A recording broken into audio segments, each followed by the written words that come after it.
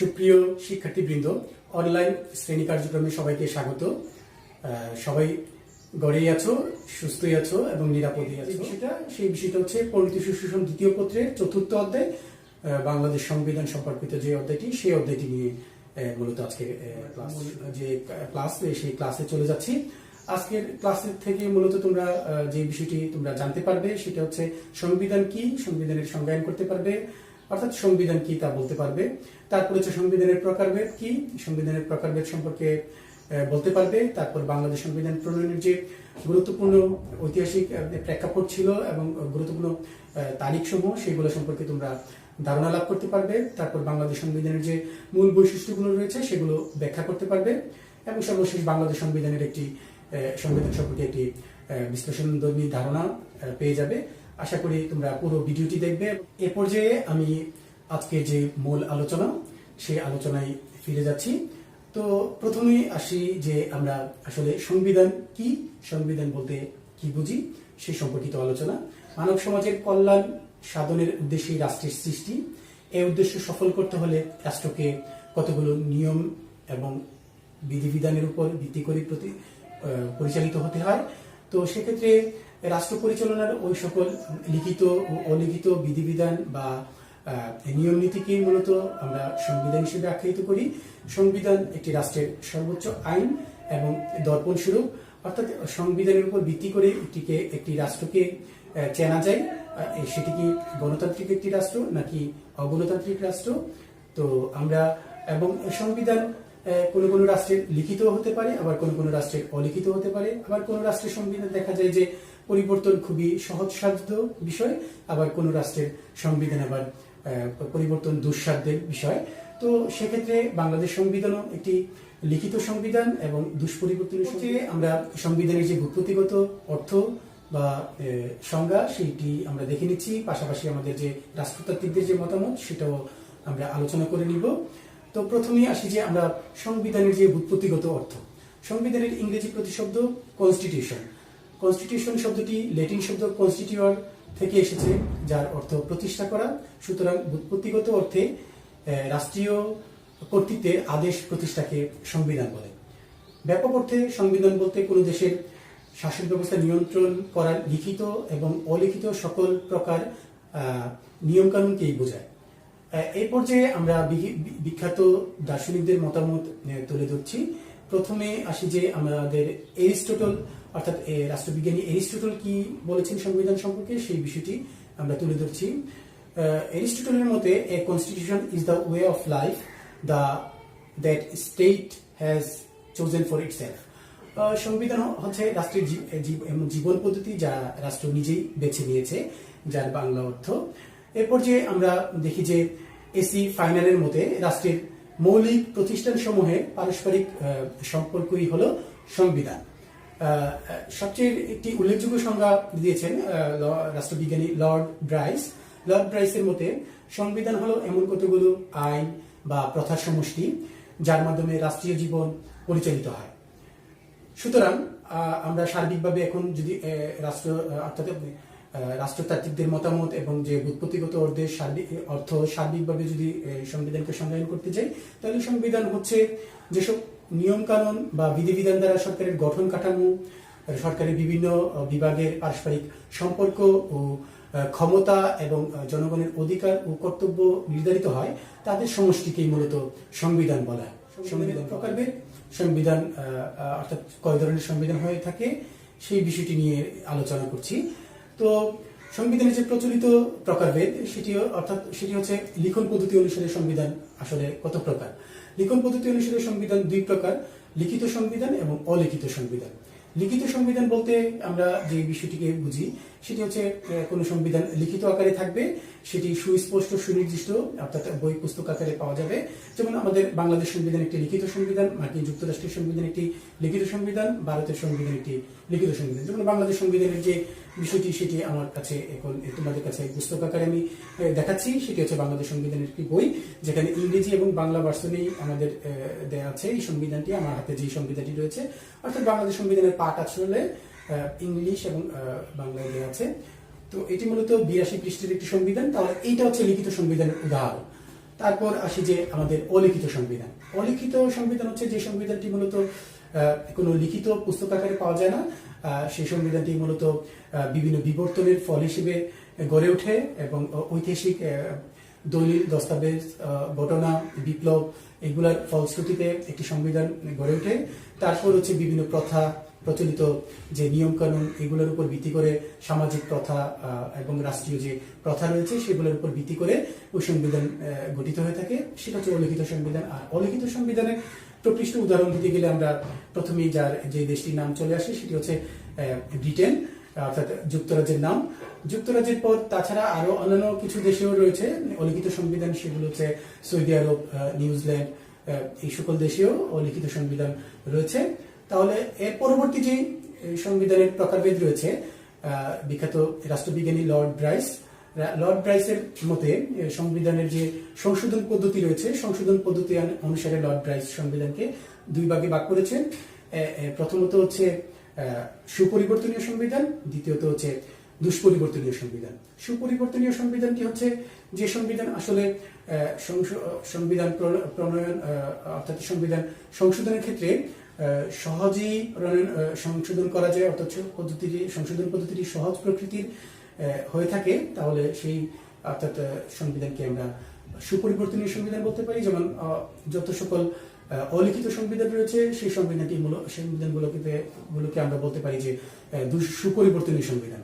এর অন্যদিকে দুষ্পরিবর্তনীয় সংবিধান হচ্ছে যে সংবিধান পরিবর্তন করতে গিয়ে অনেক কঠিন একটি বিধিবিধান বা কঠিন একটি বিশেষ নিয়মের মাধ্যমে হতে হয় এবং অর্থাৎ ধারা বা অনুচ্ছেদের বিশেষ প্রয়োজন পড়ে।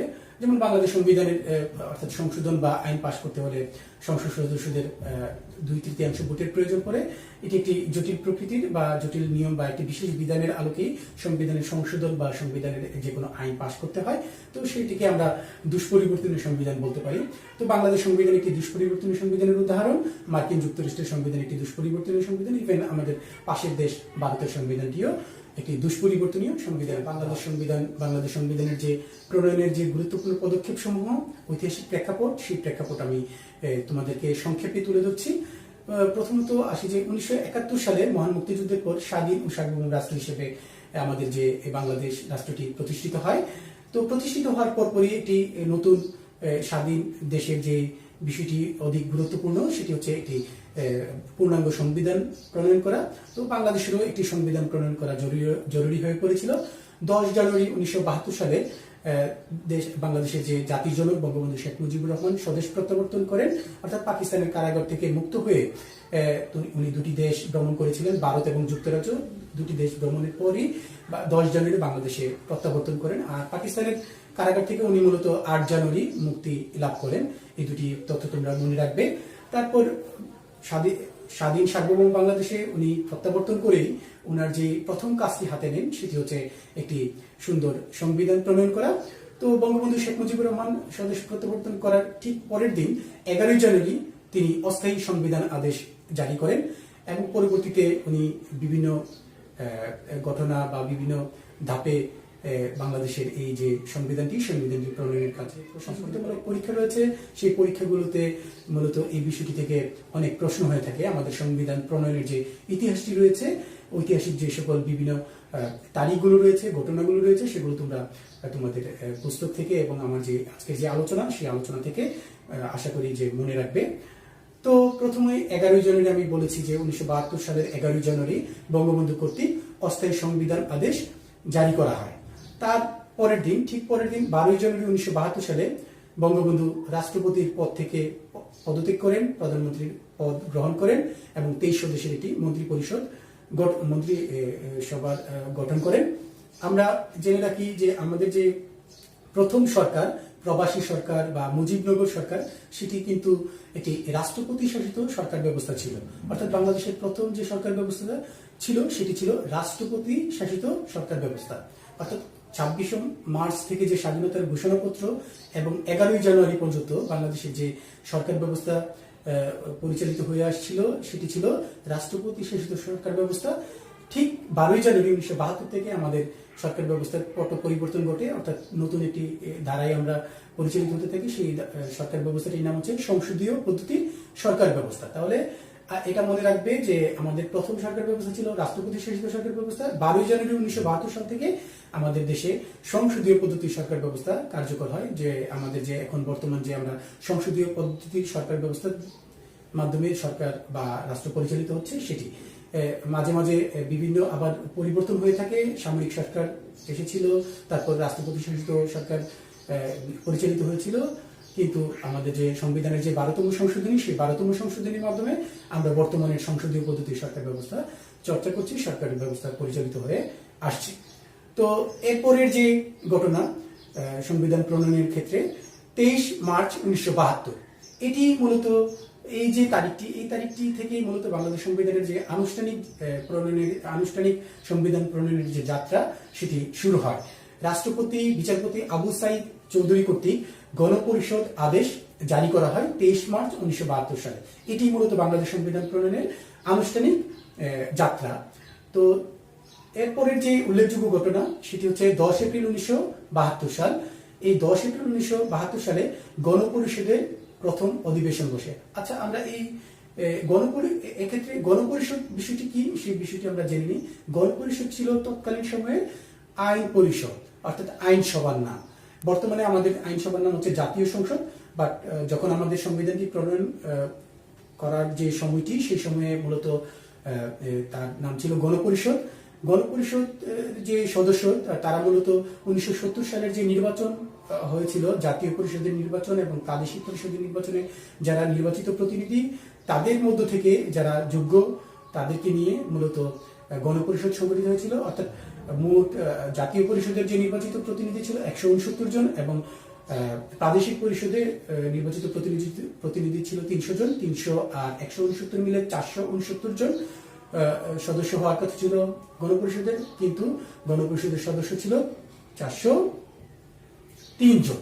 কেননা 66 জন গণপরিষদের নির্বাচিত প্রতিনিধি বিভিন্ন কারণে তাদের গণপরিষদের সদস্য হওয়া থেকে বাদ পড়ে যান। অনেকেই অন্য চাকরিতে যোগদান করেন, তারপর দুর্নীতির দায়ে 46 জন দায়ী অর্থাৎ দোষী সাব্যস্ত হন, তারপর বিভিন্ন কারণে 1-2 জন মারা যান। এভাবে মোট 66 জন অর্থাৎ গণপরিষদের সদস্য হওয়া থেকে বাদ পড়ে যান। এটি ছিল গণপরিষদ। তাহলে গণপরিষদটা কি তোমরা এই ফাঁকে বুঝে নিয়েছো। তো এরপরে আসি যে আমাদের 11 এপ্রিল 1972। 11 এপ্রিল 1972 সালে ডক্টর কামাল হোসেনকে সভাপতি করে 34 সদস্যের খসড়া সংবিধান প্রণয়ন কমিটি গঠন করা হয়। তো আমরা এ থেকে অর্থাৎ 34 সদস্য বিশিষ্ট খসড়া সংবিধান প্রণয়ন কমিটিতে সভাপতি ছিলেন ডক্টর কামাল হোসেন এবং একমাত্র নারী সদস্য ছিলেন বেগম রাজিয়া বানু এবং একমাত্র বিরোধী দলীয় সদস্য ছিলেন ন্যাপ যে রাজনৈতিক দল, সেই রাজনৈতিক দলটির একমাত্র বিরোধী দলীয় নেতা সুরঞ্জিত সেনগুপ্ত ছিলেন বিরোধী দলীয় নেতা একমাত্র। তাহলে এই দুটি তথ্য আমরা জেনে নিব। তাহলে 34 সদস্যের খসড়া সংবিধান প্রণয়ন কমিটি এর প্রধান ছিলেন ডক্টর কামাল হোসেন এবং একমাত্র নারী সদস্য ছিলেন বেগম রাজিয়া বানু এবং একমাত্র বিরোধী দলীয় নেতা ছিলেন সুরঞ্জিত সেনগুপ্ত। তারপর আমরা আসি যে 10 জুন 1972। 10 জুন 1972-এর আগে আমরা জানি যে 17 এপ্রিল 1972 সালে সংবিধানের যে অর্থাৎ খসড়া প্রণয়ন কমিটি তারা বিভিন্ন বৈঠক করেন এবং প্রায় এর মধ্যে আমরা দেখি যে 10 জুন 1972-এর আগে প্রায় 47টি বৈঠকে ওনারা বসেন এবং প্রায় 300 ঘন্টা সেই সংবিধান যে বিল খসড়া প্রস্তুত করার ক্ষেত্রে তারা সময় ব্যয় করেন প্রায় 300 ঘন্টা এবং 47টি বৈঠক। এই দুটি তথ্য তোমরা মনে রাখবে। 10 জুন 1972 সালে আমরা দেখি যে সংবিধান খসড়া প্রস্তুত সম্পন্ন হয় এবং পরবর্তী যে ঘটনা সেটি হচ্ছে 12 অক্টোবর 1972 সালে গণপরিষদের দ্বিতীয় অধিবেশনে সংবিধানের খসড়া বিলটি বিল আকারে উপস্থাপন করা হয়। তারপর 4 নভেম্বর 1972 সালে গণপরিষদ কর্তৃক সর্বসম্মতিক্রমে আমাদের যে সংবিধান খসড়া বিলটি অর্থাৎ গৃহীত হয় এবং আমাদের এই বাংলাদেশ সংবিধান প্রণীত হয় বলা যায় 4 নভেম্বর 1972 সালে। এই তারিখটি তোমরা খুবই গুরুত্বপূর্ণ একটি তারিখ, সেটি তোমরা আশা করি যে মনে রাখবে। পরবর্তী যে ঘটনা, সেই ঘটনাটি হচ্ছে 16 ডিসেম্বর 1972। 16 ডিসেম্বর 1972 সালে গণপ্রজাতন্ত্রী বাংলাদেশ সংবিধানটি কার্যকর হয়। অর্থাৎ বাংলাদেশে যে স্বাধীন হওয়ার পর যে প্রথম যে আমাদের বিজয় দিবস, সেই বিজয় দিবস থেকে মূলত বাংলাদেশ সংবিধানটি কার্যকর হয় এবং আজ পর্যন্ত বাংলাদেশ সংবিধান বলবৎ রয়েছে। মাঝে মাঝে আমাদের যে সামরিক সরকার ছিল বা বিভিন্ন যে জরুরি অবস্থা, এই সময়কালে আমাদের বাংলাদেশ সংবিধানটি কিন্তু স্থগিত